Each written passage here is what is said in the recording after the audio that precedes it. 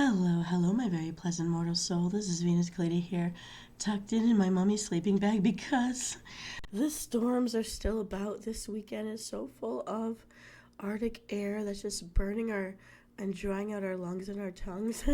So we've got to keep very hydrated. I brought my grandfather's binoculars from World War II, and I've got my little pink camera. It's meant for children, but it's the cheapest one out there that I could get on Amazon, right down there.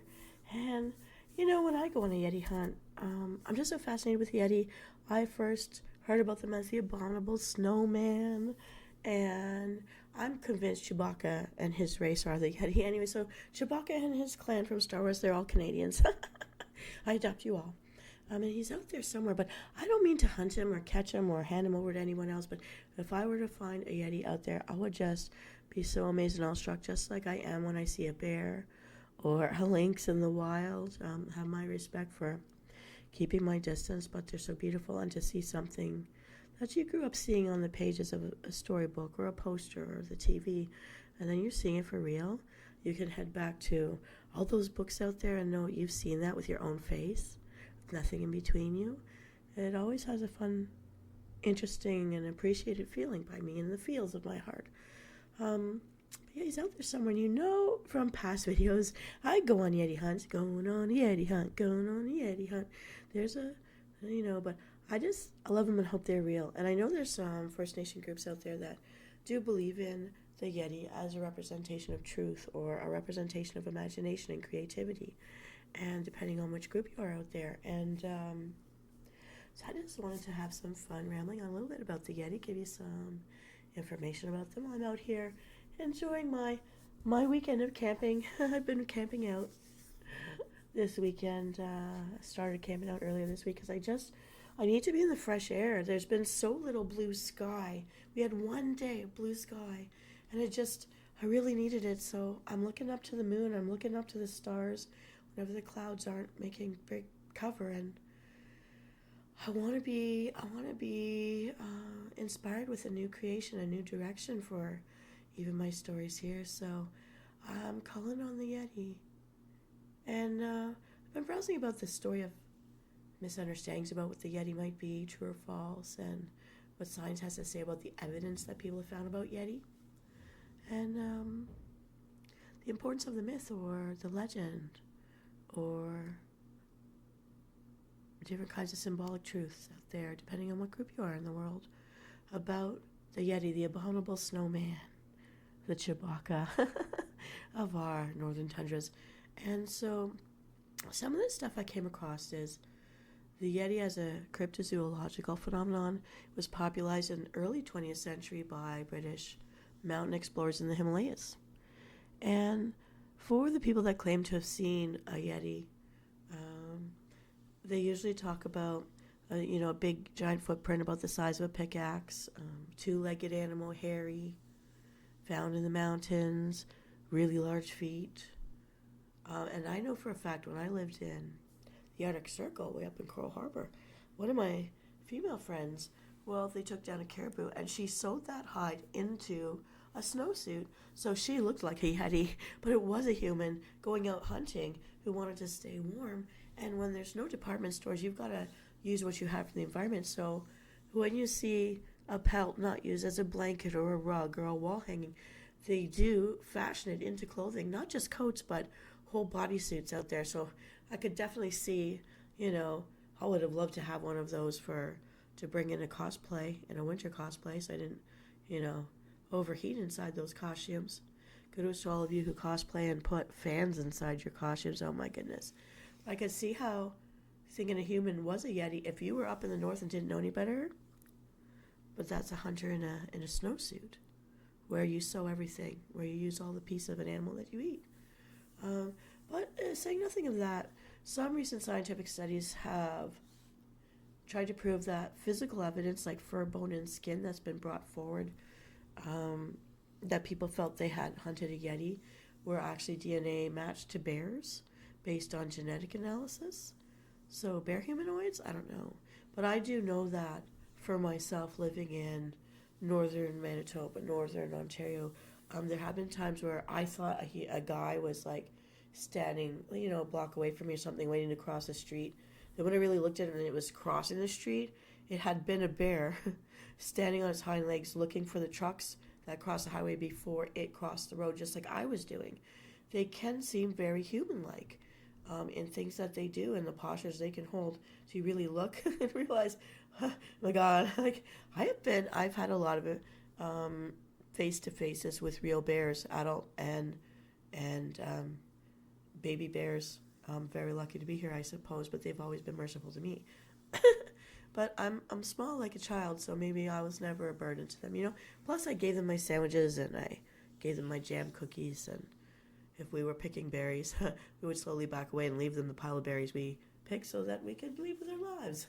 But they're saying the bear species that fall within the range of being mistaken for Yeti include the Asiatic black bear and 2 subspecies of brown bears from Tibet and the Himalayan mountains. But when Western explorers were heading out into the Himalayan mountains, they were trying to gather first-hand accounts from local people. They translated observations about creatures' shape, fur colors, and how they walk. And I'll say a bear on their back legs look very human-like, but when they run, they look more like how a dog looks when it's running, except they look like they're in slow motion because they're covering such a distance. I've seen bears as big as 21 feet long, and I'm understanding that may not even be an adult. That could be 14-footer, 15-footer is about a teenager. 21, 25, maybe that's an adult bear. I've seen the pelts of the 25, 26-footer polar bears. They're humongous, but they purportedly, they're not growing that big anymore. So that's, please be kind to our environment because they're drowning up there with not enough polar ice flows and stuff to get on. There's not enough of coral reefs for islands to be what they used to be out there for them. So just please help our bears. Kind to the environment. I do know that the Inuit they really do respect the tag limits, and which I'm really appreciative for. But over the decades, there's been lots of supposed Yeti encounters.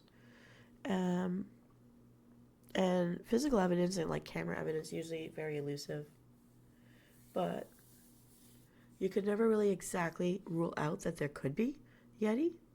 I like to think that they're shape-shifting, checking in on us, checking in on the world, taking care of the environment, but we don't know.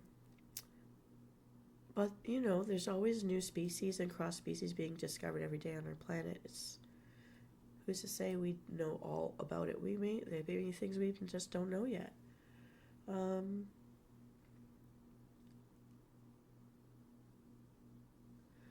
So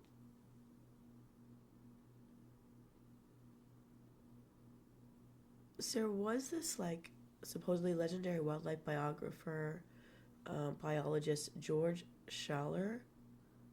He doesn't want to rule out the Yeti's existence. And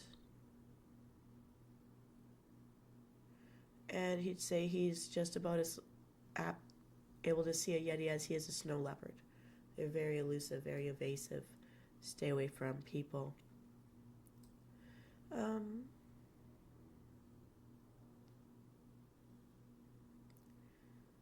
There's something called the Oryx article published in 1973. That's before my time, I swear. Before my time. And it summarized knowledge regarding a Yeti's existence, and it suggested that it could be some type of undiscovered human-like hominid. And we know that in Brazil there's these native groups that, I'm not saying that they're hominids, they're humans, but that never joined the Industrial Revolution, and they're being respected and allowed to stay in the natural way of how they live their lives. But maybe there is something out there. We've got dinosaurs still alive today, the platypus. I don't know, ants have been around since the dinosaurs. Some of these birds that we see on the beaches, they're dinosaur, I'm sure they're pterodactyl descendants. There's a bunch of stuff out there. Sharks, probably the cockroach. I don't know how old the cockroach is, but So maybe there is some kind of humanoid species out there and surviving where we choose not. It's pretty harsh up there.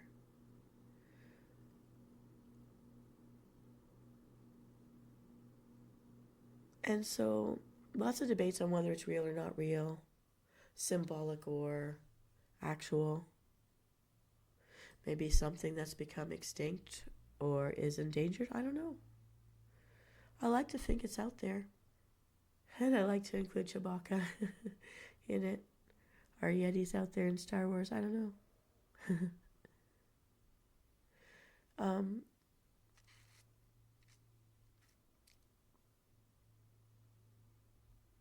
and I'm coming across different legends. The Lepcha people, indigenous to the Himalayan region, to them the Yeti is an ape-like glacier spirit and holds influence over successive hunting trips. That's interesting. I find that interesting. And in their stories about the Yeti, they're hinting at it's something beyond reality, which kind of goes with First Nations. The First Nations groups that think that it's a symbol of like creativity and imagination. Others think of it as a truth symbol, but in this, like, I guess our reality is our truth too. So it kind of works together, these ancient groups, bringing these thoughts, ideas forward.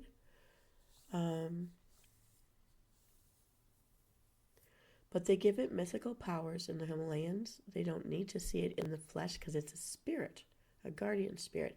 And we've seen things like that in like the latest of the Indiana Jones movies, where the next generation is like in the mountains, and it's the young Indy and the Yeti are trying to guard a temple.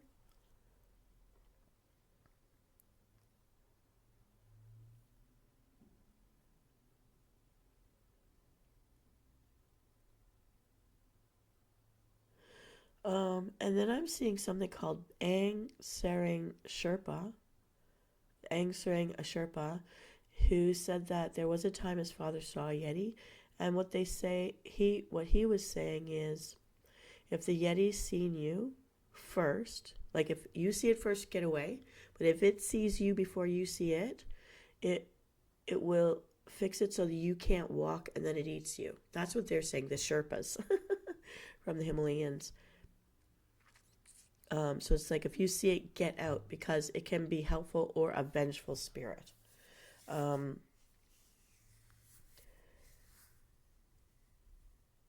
and then in other circles, it is an actual creature that walks the earth in a physical form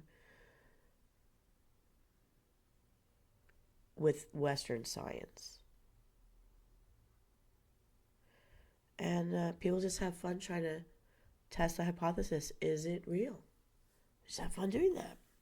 I want to believe, I hope that it kind of is, or was, if not anymore. There are lots of people that just want to debunk it and debunk any physical evidence people try to bring forward about it. A lot of people think it's just a bear.